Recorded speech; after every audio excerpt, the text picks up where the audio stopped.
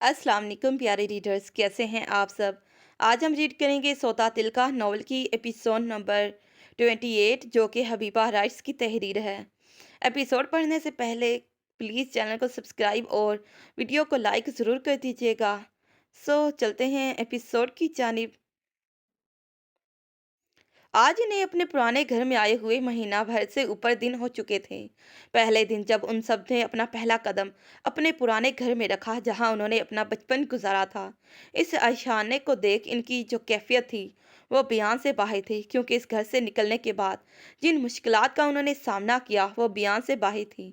लेकिन इन सब मुश्किलात का डट कर मुकाबला करने के बाद वो इतनी ही खुशियों और मसरतों के हकदार थे जितना कि एक इंसान को इन पर हक हासिल था। जिंदगी की तलखियों को भुलाकर उन्होंने भी अपने लिए, इस खुदा की भरी पड़ी कायनात में अपने लिए खुशियां ढूंढ ही ली थीं। माजी की तलखदा बातों को भुलाना इतना भी आसान नहीं था, लेकिन कुछ तलखदा हकीकतों को इस तलख दुनिया में सर उठाकर जीने के लिए इंसान को भुला देना ही बेहतर है। हालांकि जो कुछ इनके साथ हुआ वो कुछ भी भूले नहीं थे या भूले जाने के काबिल नहीं था, लेकिन फिर भी उन्होंने अपनी रोज़मर्रा की ज़िंदगियों में छोटी छोटी खुशियों में बड़ी खुशियों को पा लिया था। लेकिन इन सब में जुनेशा का माजी और मुस्तकबिल दोनों ही कसम परस्ती का शिकार थे। वो भी अपने घर वालों के साथ खुश रहकर इनके होंठों पर मुस्कुराहट लाने की हतल इम्कान कोशिश करती कि खुद को खुश रखे, ताकि इसके खुश रहने से इसके घर के बाकी अफराद को दिली सुकून हासिल हो और वह सच्ची खुशी को महसूस कर सके, ना कि यूं वो इसकी वजह से गमज़दा रहकर खुद को अजियत देते रहें। लेकिन रात आने पर वो नन्ही सी जान खुद पर गुजरने वाली क़यामत को याद करते डर खौफ के मारे सहम सी जाती थी, क्योंकि हमारी ज़िंदगियों में कुछ वाक़यात किरदार ऐसे होते हैं जो इंसान की ज़िंदगी में हमेशा के लिए नक्श होकर रह जाते हैं। और यहाँ तो फिर भी बात इस मासूम लड़की की मासूमियत की थी, जिसने खुद की ज़ात को रात की स्याही में मिलते सहा था, और जिस मासूम के पाक और पकीज़ा वजूद के पर खच्चे उड़ा दिए गए थे। और सबसे बढ़कर जिस मासूम हुस्न से इसकी मासूमियत छीन ली जाए, वह हुस्न मासूमियत क्या पहले की तरह ताउम्र कायम रह सकता है? नहीं, कभी नहीं। मासूमियत की मिसाल तो इस नाजुक खूबसूरत गुलाब की कोमल कली के जैसे होती है, जिसको अगर मुट्ठी में दबाकर जरा सा मसल दिया जाए तो इसकी सारी नाजगी और खूबसूरती मसाख होकर रह जाती है। जुनिशा बेटा, जज जी अम्मी जान। किसी गैर मरई नुक्ते पर नजरें मरकूज किए वो अपनी माँ की पुकार पर चौंक उठी थी। सोनी, तुम यहाँ रूम में अकेली बैठी क्या कर रही हो? सबके साथ मिलकर बैठते हैं, वो इसके करीब आते हुए इसके सर पर शफकत से हाथ फेरकर मोहब्बत से पुर लहजे में कहने लगी।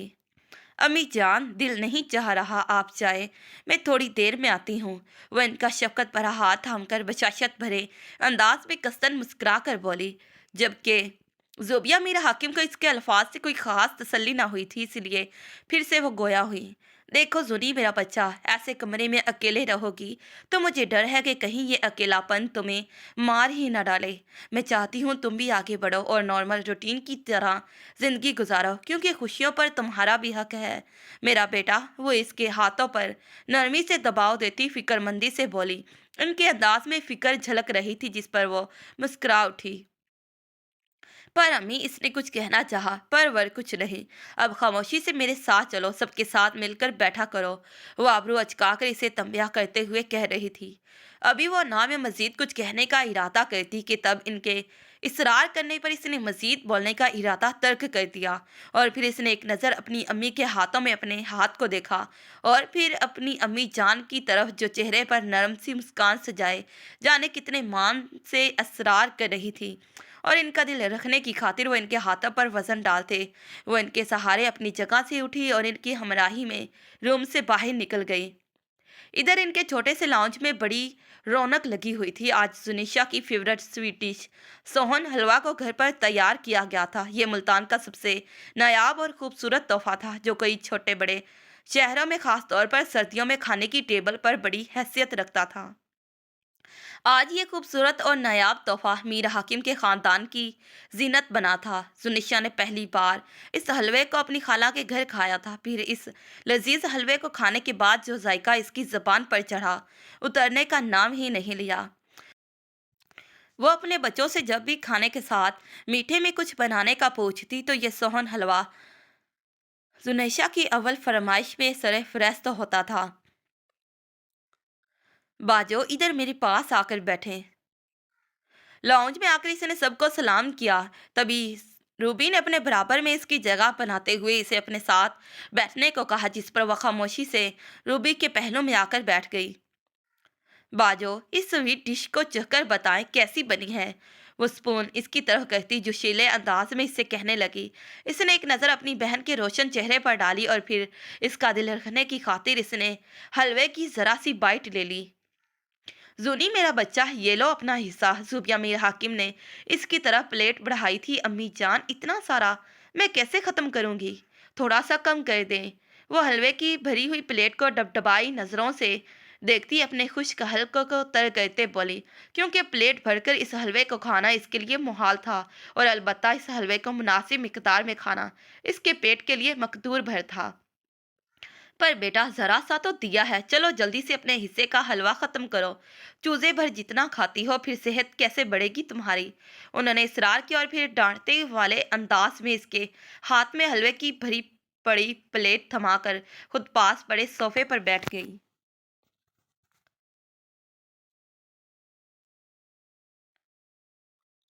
अम्मी जान, इसने एहतजाजन कहना चाहा। जब इनके घूरी टालने पर वह मजीद बहस का इरादा तर्क कर दी, खामोशी से अपनी प्लेट पर झुक गई। अम्मी, वैसे कहना पड़ेगा आपने मुंह से गलत जुमला अदा किया है। आपने बाजों को चूजे भर जितनी बोला, जबकि चूजा तो खुद खा खा कर इतना हटा कटा होता है जैसे कि हमारे हमजा मीर हाकिम साहब को ही देख ले। हालांकि हमारी सुनी तो चूजी भर जितना खाती हैं, तो इसी हिसाब से ये चूजी हुई, ना कि चूजा। हाँ हाँ।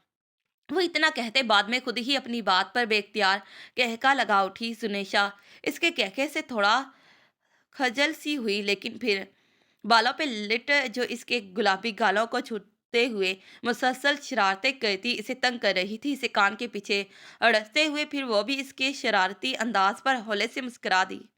यूं ही बातों के दौरान वो सभी एक दूसरे के संग खूबसूरत सा वक्त गुजारते हुए आखिर में अपने अपने रूम में सोने चल दिए। जुनेशा रूबिया के साथ चल दी, क्योंकि वो दोनों बहनें इकट्ठे रूम शेयर कर रही थी। इनका भाई हमजा अपने रूम में चला गया, और जबकि मीर हाकिम और इनकी जोजा मोहतरमा अपने रूम की तरफ बढ़ गई। अनु, तुम ठीक हो? तबीयत कैसी है तुम्हारी? वो इसके सते हुए चेहरे को देखकर फिक्रमंदी से पूछने लगा। जो सुबह सवेरे ही इसके रूम में आ पहुंची थी, इस वक्त वो सोफे पर बैठा स्नीकर्स पहन रहा था, जब दरवाज़ा खुलने की आवाज़ पर वो अंदर आने वाली हस्ती की तरफ मतवज्जा हुआ था। रात को तुम ठीक से सोई नहीं थी क्या? वह इसकी खूबसूरत सुर्ख आंखों से अपनी नजरें हटाकर अपने स्निकर्स के तस्मे बंद करने लगा। एम मौके, और मैं रात को ठीक से ही सोई थी। वो इसके खूबसूरत घने स्याह बालों को हसरत से देखती मध्यम आवाज में बोली, जो कि झुककर जूते के तस्मे बंद करने की वजह से इसकी आंखों पर आ रहे थे, जिससे इसकी हैसल ब्राउन आंखें इसकी नज़रों के हसार से छुप गई थीं। मुझे लैपटॉप चाहिए तुम्हारा, इसने यूं ही इसे बेखुदी से तकते कहा था, जिस पर आरिस ने जूते के तस्मे बंद करने के बाद सर उठाकर इसकी तरफ जरा सी स्माइल पास की थी। वेट अ सेकंड, मैं अभी लेकर आया। वो लैपटॉप लेने के लिए अपनी जगह से उठा और स्टडी रूम में चला गया। पीछे वो भी स्टडी रूम में आई थी, जहां पर वो टेबल पर से लैपटॉप को उठा रहा था, और फिर इसको देखते इसकी तरफ पलटा।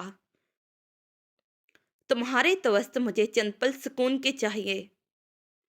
वो आगे बढ़कर इसके हाथों से लैपटॉप लेकर साइड टेबल पर रखकर जबरदस्ती इसकी कमर के गिर्द अपने बाजों को हायल करती धीमे मखमूर लहजे में बोली, और इसके सीने के ऐन मुकाम पर अपने लब रखे, जिसके चलते आरिस की चलती धड़कनों ने यकदम स्पीड पकड़ी थी, और इसने इस चुनटी नुमा लड़की को देखा जो ऐसी मासूम हरकतें करके इसे बहकाने का काम बखूबी सर अंजाम देती थी।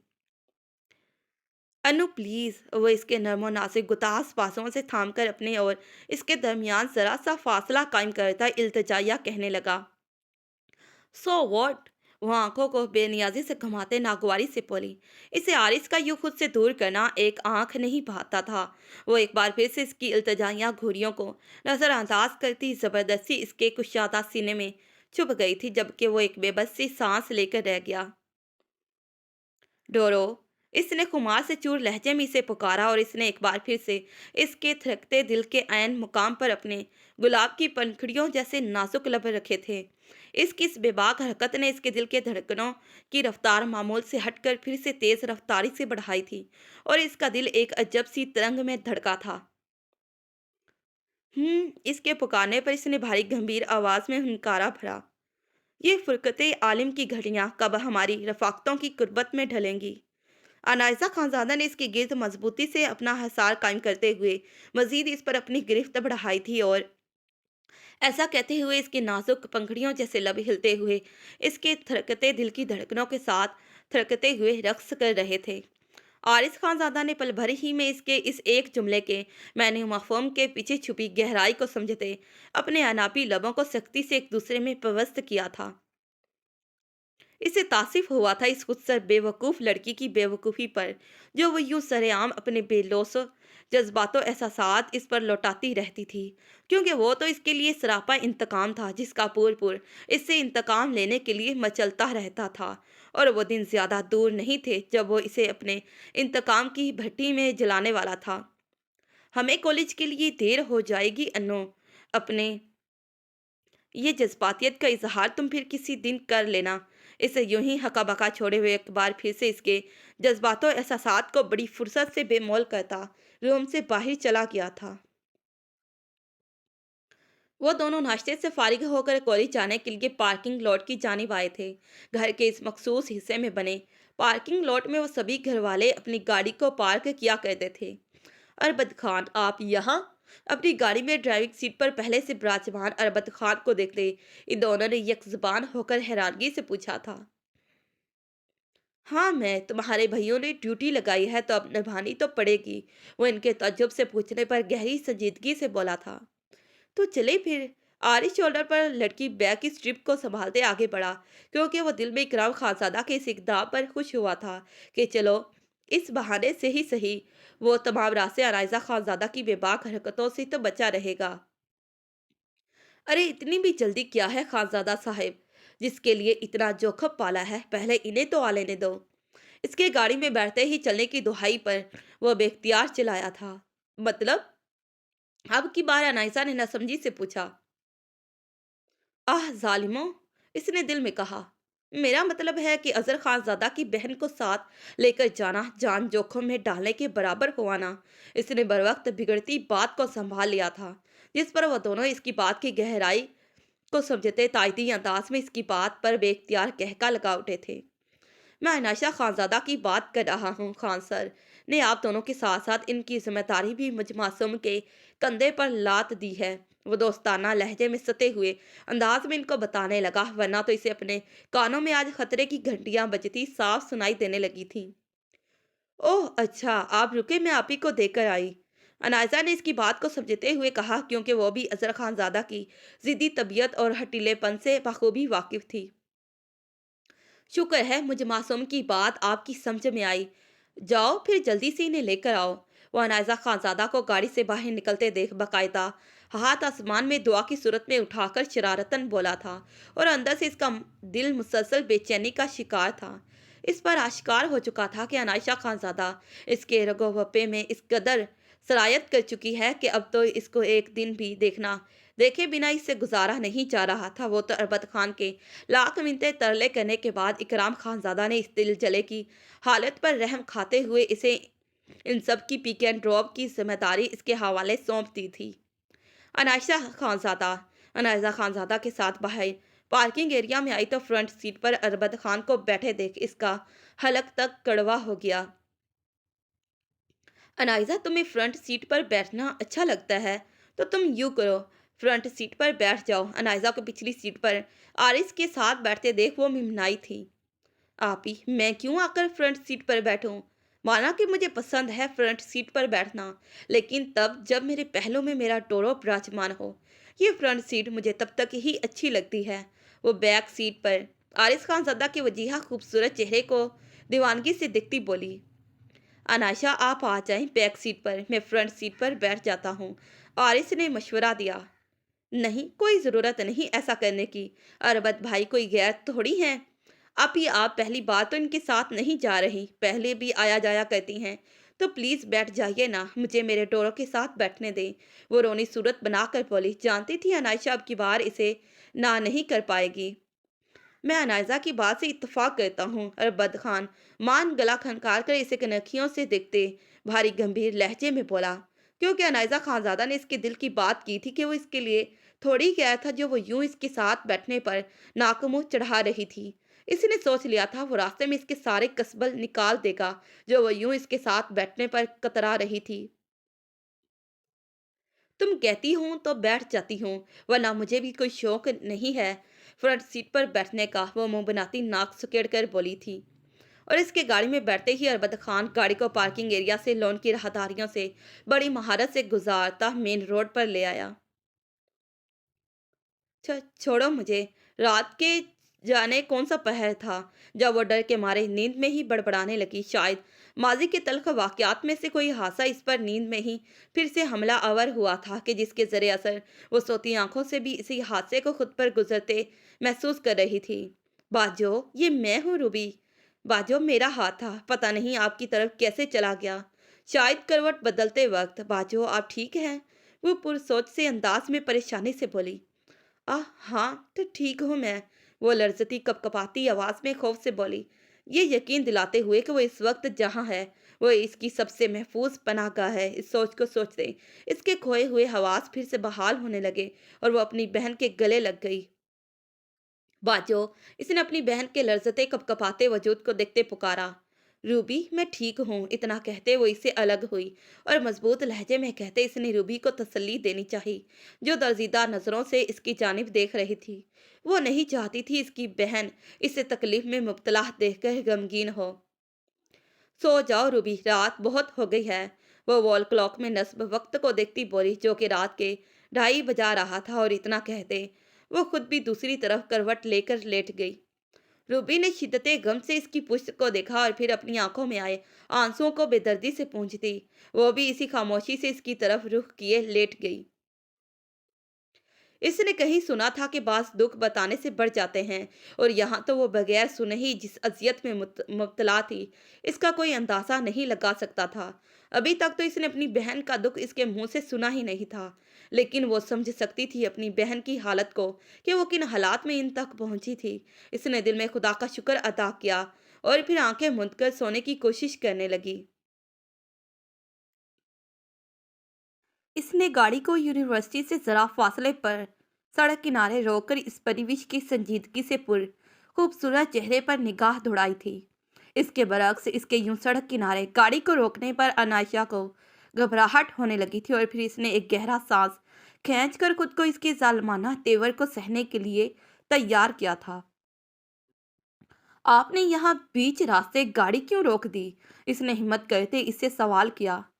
کچھ معاملات تھے جن کو میں کلیئر کرنے کا ارادہ رکھتا ہوں۔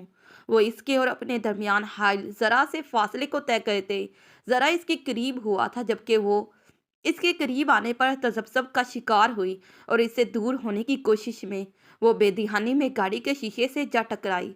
جانے عاشقی، یہ پردہ داری تو سنا تھا محبوب سے کرتے ہوئے، لیکن آج یہ فاصلہ داری پہلی بار دیکھ رہا ہوں۔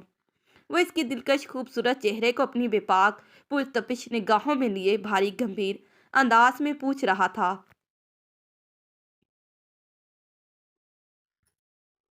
پر اس نے اس کی بات کا آگے سے کوئی جواب نہیں دیا تھا، جبکہ اس کے یوں بے رخی دکھانے پر اس نے اس کے گلابی مائل ہونٹوں کو فوکس میں لیے اسے بازوں سے تھام کر اس کا رخ اپنے سامنے کیا، اور پھر اس کے نرم و ملائم نازک لبوں کو اپنی آہنی گرفت میں لے کر وہ پوری شدت سے ان گلابی مائل لبوں پر جھکایا تھا۔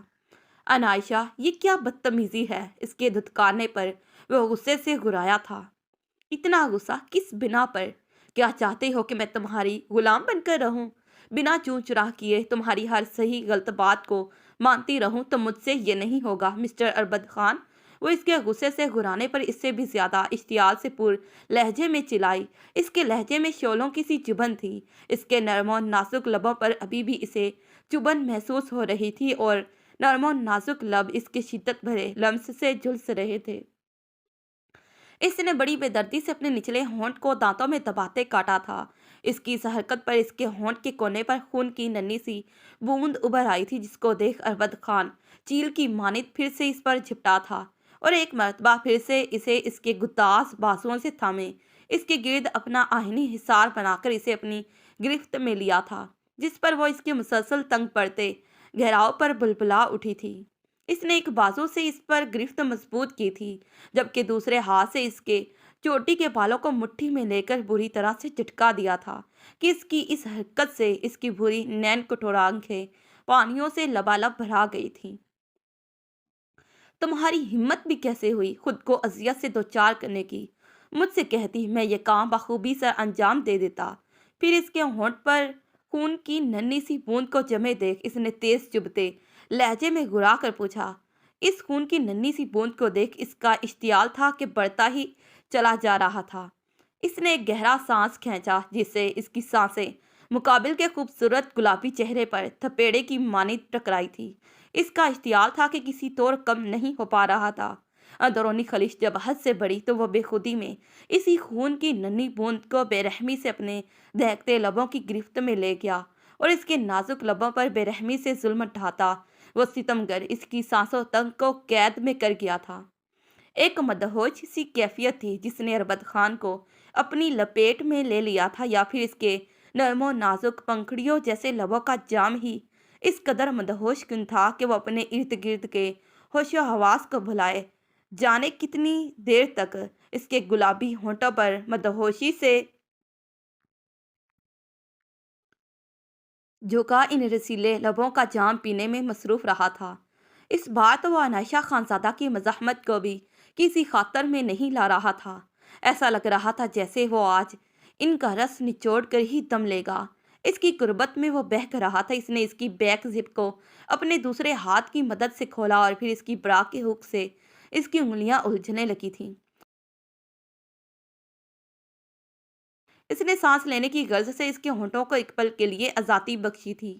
اس کے جالی دار دوپٹے کو اس کے تن سے جدا کرتے اور پھر شرٹ کو اس کے کندھے سے ذرا سا سائڈ پر کھسکاتے وہ اس کے کندھے پر جھکا جا بجا اپنا لمس بکھیرتے پاگل ہو چکا تھا۔ صحیح معنوں میں وہ اپنے حواس سے بیگانہ تب ہوا جب اس نے اس کی بے داغ سفید سراہی دار گردن کے نیچے نگاہ دوڑائی تو اسے اس کے سینے پر ننھے سے سیاہ رنگ کا ایک نشان نظر آیا،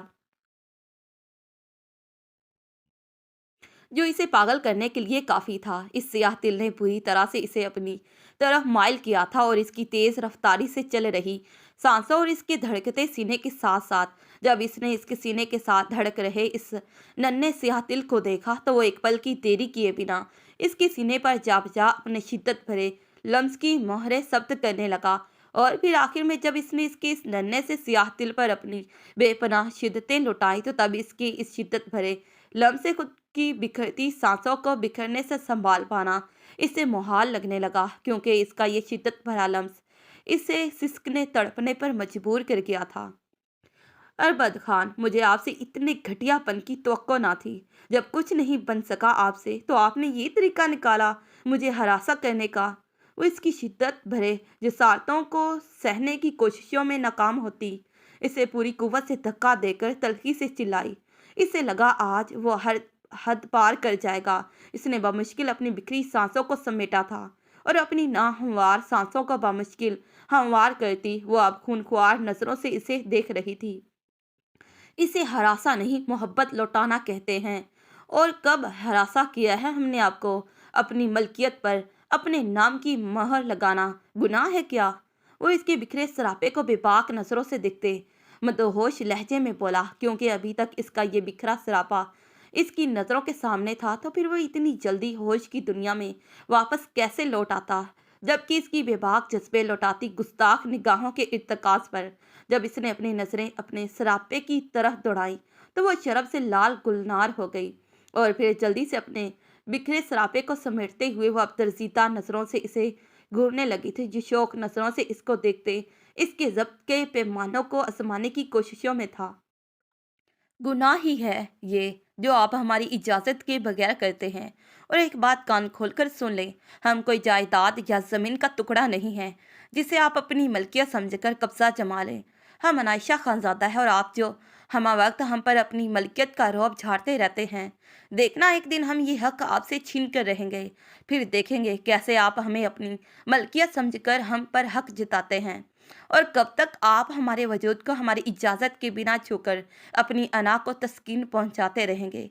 वह मजबूत लहजे में बड़ी बहादुरी से चिल्लाई, लेकिन फिर अपने बिखरे वजूद को देख वो अपने चेहरे को हाथों में छुपाए दुख से रो पड़ी थी। अरवद खान ने अपने याकूती लबों को एक दूसरे में सख्ती से पेवस्त किए इसके सख्त कटीले लहजे को बर्दाश्त किया था। तुम्हें मेरे छूने से, मेरे पास आने से मसला है ना? वो इसके रोने से बेचैन हुआ था। भला कोई मर्द अपनी महबूब औरत को यूं रोते हुए कैसे देख सकता था? ये औरत इसकी जिंदगी में सब रिश्तों से ज्यादा महबूब थी, जिससे इसे इस दुनिया में सबसे ज्यादा बेपनाह मोहब्बत थी। इसका इश्क और जुनून थी वो। जाने अनजाने में ही सही इसने इसके साथ सौदा दिल का तय कर लिया था, तो फिर अब अपनी बात से पलट जाना ये किसी सौदागर के बस की बात नहीं, क्योंकि एक सौदागर अपने लिए घाटे का सौदा कभी नहीं करता।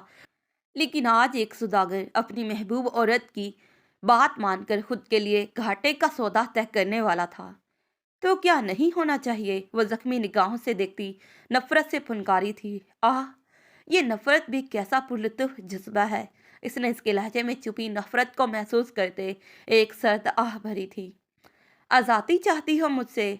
वह इसकी सुर्खों सफ़ेद गालों पर आंसुओं की लकीरों को देखता सुकून से पुर लहजे में इससे पूछ रहा था। हाँ, मुकाबले सर इस बात में हिलाया और फिर मस्बत जवाब देकर इसके दिल का बड़ी बेरहमी से कत्ल कर दिया था।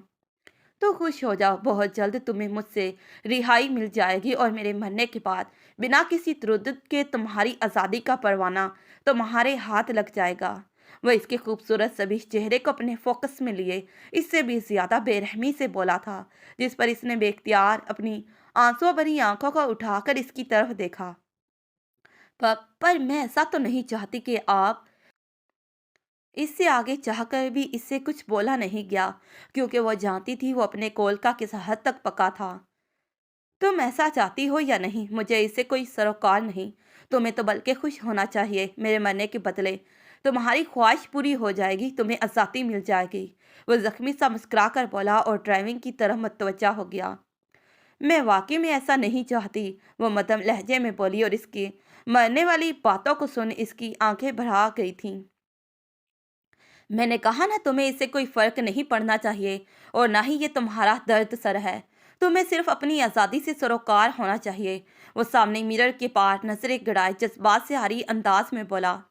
लेकिन मैं ये भी नहीं चाहती कि अपनी आज़ादी हासिल करने के चक्करों में मैं जाने अनजाने में किसी बेगुनाह की कातिल बन जाऊं।